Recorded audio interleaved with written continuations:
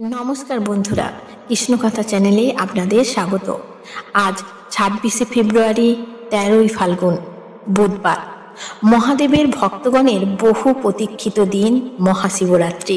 প্রায় সকল বাড়িতেই এই দিন মহাদেবের ভক্তগণ দেবাদিদেবের পুজো করে থাকেন ও মহাশিবরাত্রির ব্রত পালন করেন। বন্ধুরা, ব্রত পালনের সম্পূর্ণ ফল লাভ করতে মহাশিবরাত্রির ব্রতকথাটি অবশ্যই শ্রবণ করা প্রয়োজন। এছাড়াও বলবো, যে সকল বন্ধুরা মহাশিবরাত্রির ব্রত পালন করেন না, তারাও যদি এই দিন সকালে স্নান সেরে বাড়ির মন্দিরে ভগবানের উদ্দেশ্যে একটি প্রদীপ প্রজ্বলিত করেন ও মহাশিবরাত্রির ব্রতকথাটি শ্রবণ করেন, দেখবেন মহাদেবের আশীর্বাদ লাভ করতে অবশ্য পারবেন। তবে বন্ধুরা, ব্রতকথাটি সম্পূর্ণ অবশ্যই শ্রবণ করবেন, কারণ অসম্পূর্ণ ব্রতকথা অসম্পূর্ণ ফল দান করে। চলুন শুরু করা যাক মহাশিবরাত্রির ব্রতকথাটি। ওম নমঃ শিবায়, ওম নমঃ শিবায়, ওম নমঃ শিবায়। পুরাণকালের কথা, তখন কৈলাস পর্বতের শিখর ছিল সর্পরত্নে অলঙ্কিত, ছিল ছায়া সনুবীর ফুলে ফলে শোভিত বৃক্ষ, লতা গুল্মে ঢাকা, পারিজাত সহ অন্যান্য পুষ্পে সুগন্ধে চারিদিক থাকত আমোদিত। এখানে সেখানে দল বেঁধে নৃত্য করে বেড়াত অপ্সরারা, ধ্বনিত হতো আকাশ গঙ্গার তরঙ্গনিদান, ব্রহ্মর্ষিদের কণ্ঠ থেকে শোনা যেত বেদ ধ্বনি। এই কৈলাস শিখরে শিব পার্বতী বাস করতেন। গন্ধর্ব, সিন্ধ, চারণ প্রভৃতি তাদের সেবা করত। পরম সুখেই ছিলেন শিব পার্বতী। একদা পার্বতী শিবকে প্রশ্ন করলেন, ভগবান, আপনি ধর্ম, অর্থ, কাম ও মোক্ষ দাতা। আপনি কোন ব্রত বা তপস্যায় সন্তুষ্ট হন? দেবী পার্বতীর কথা শুনে শিব বললেন, দেবী, ফাল্গুন মাসের কৃষ্ণপক্ষের চতুর্দশী তিথির রাত্রিকে শিবরাত্রি বলা হয়। এই রাত্রিতে উপবাস করলে আমি অত্যন্ত সন্তুষ্ট হই। স্নান, বস্ত্র, ধূপ, পুষ্প অর্চনার আমি যতটা না সন্তুষ্ট হই, তার চেয়ে বেশি সন্তুষ্ট হই শিবরাত্রির উপবাসে। তিনি আরও বললেন, ব্রত পালনকারীরা ত্রয়োদশীতে স্নান সেরে সংযম পালন করবে। স্বপক্ষ নিরামিষ বা অবিচ্ছান্ন ভোজন করবে।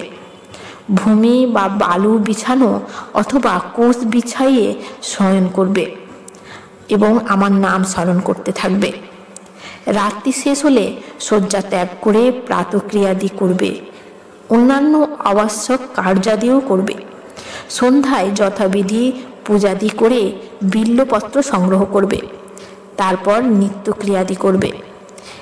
এরপর প্রতীকে বা প্রতিমায় বিল্বপত্র দিয়ে আমার পূজা করবে। একটি বিল্বপত্র দ্বারা পূজা করলে আমার যে প্রীতি জন্মে, সকল প্রকার পুষ্প একত্রে করে কিংবা মণিমুক্ত, প্রবাল বা স্বর্ণ নির্মিত পুষ্প দিয়ে আমার পূজা করলেও আমার তার সমান প্রীতি জন্মে না। প্রহরে প্রহরে বিশেষভাবে স্নান করিয়ে আমার পুজো করবে। পুষ্প, গন্ধ, ধূপাদি দ্বারা যথোচিত অর্চনা করবে। প্রথম প্রহরে দুগ্ধ, দ্বিতীয় প্রহরে দধি, তৃতীয় প্রহরে ঘৃত এবং চতুর্থ প্রহরে মধু দিয়ে আমাকে স্নান করাবে এবং পূজা করবে। এছাড়াও যথাশক্তি নৃত্যগীতাদি দ্বারা আমার প্রীতি সম্পাদন করবে। হে দেবী, এই হলো আমার প্রীতিকর ব্রত। এই ব্রত করলে তপস্যা ও যজ্ঞের পুণ্য লাভ করা যায় এবং 16 কলা দক্ষতা জন্মে। এই ব্রতের প্রভাবে সিদ্ধি লাভ হয়। অভিলাষী ব্যক্তি সপ্তদ্বীপা পৃথিবীর অধীশ্বর হয়। এরপর শিব পার্বতীকে আরও বললেন, এবার চতুর্দশী তিথির মাহাত্ম্য বলছি শোনো।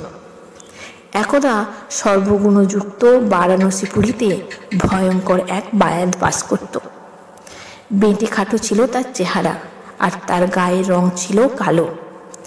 চোখ আর চুলের রং ছিল কটা। নিষ্ঠুর ছিল তার আচরণ। ফাঁদ জাল, দড়ির ফাঁস এবং প্রাণী হত্যার নানান রকম হাতিয়ারে পরিপূর্ণ ছিল তার বাড়ি। একদিন সে বনে গিয়ে অনেক পশু হত্যা করল। তারপর নিহত পশুদের মাংস ভার নিয়ে নিজের বাড়ির দিকে রওনা হলো। পথে ক্লান্ত হয়ে সে বনের মধ্যে বিশ্রামের জন্য একটি বৃক্ষমূলে শয়ন করল এবং একটু পরেই নিদ্রিত হলো। সূর্য অস্ত হয়ে গেল। ভয়ঙ্কর রাত্রি এলো। ব্যাধ জেগে উঠল। ঘোর অন্ধকারে কোনো কিছুই তার দৃষ্টিগোচর হলো না। অন্ধকারে হাতড়াতে হাতড়াতে সে একটি শিবফল বৃক্ষ অর্থাৎ বিল্ল বৃক্ষ পেল। এই বিল্ল বৃক্ষে সে লতা দিয়ে তার মাংস ভার বেঁধে রাখল।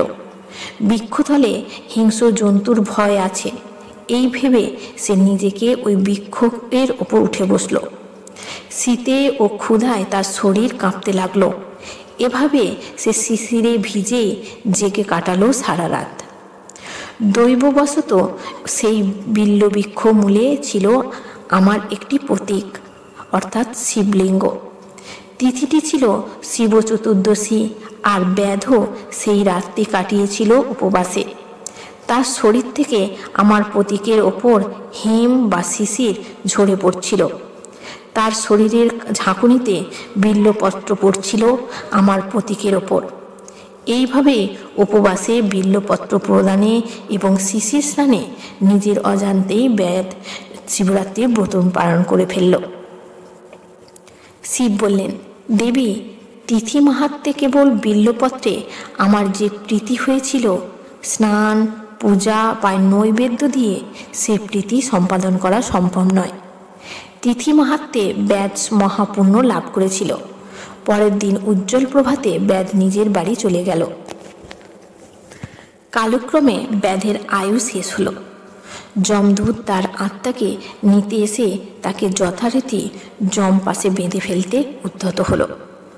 অন্যদিকে আমার প্রেরিত দূত ব্যাধকে শিবলোকে নিয়ে এলো, আর আমার দূতের দ্বারা আহত হয়ে যমদূত যমরাজকে নিয়ে আমার দ্বারে উপস্থিত হলো। দ্বারে শিবের অনুচর নন্দীকে দেখে যমরাজ তাকে সব ঘটনা খুলে বললেন। এই ব্যাধ সারা জীবন ধরে কুকর্ম করেছে, জানালেন যমরাজ। তার কথা শুনে নন্দী বললেন, ধর্মরাজ, এতে কোনো সন্দেহ নেই যে এই ব্যাধ দুরাত্মা। সে সারা জীবন অসংখ্য পাপ করেছে, কিন্তু শিবরাত্রির ব্রতের মাহাত্ম্যে সে পাপ মুক্ত তার হয়ে গেছে এবং সর্বেশ্বর শিবের কৃপা লাভ করেছে। তাই তাকে শিবলোকে আনা হয়েছে। নন্দীর কথা শুনে বিস্মিত হলেন ধর্মরাজ। তিনি শিবের মাহাত্ম্যের কথা ভাবতে ভাবতে যমপুরী চলে গেলেন। শিব পার্বতীকে আরও বললেন, এই হলো শিবরাত্রির ব্রতের মাহাত্ম্য। শিবের কথা শুনে শিব জায়া হিমালয় কন্যা পার্বতী বিস্মিত হলেন। তিনি শিবরাত্রি ব্রতের মাহাত্ম্য নিকটজনের কাছে বর্ণনা করলেন। তারা আবার তা ভক্তি ভরে জানালেন পৃথিবীর বিভিন্ন রাজাকে। এভাবেই শিবরাত্রির ব্রত পৃথিবীর সর্বত্র প্রচলিত হলো। শিবরাত্রির ব্রত নিষ্ঠার সাথে পালন করুন ও ব্রতকথাটি অবশ্যই শ্রবণ করুন ও মহাদেবের আশীর্বাদ লাভ করুন। জয় মহাকাল, জয় শিবশম্ভু।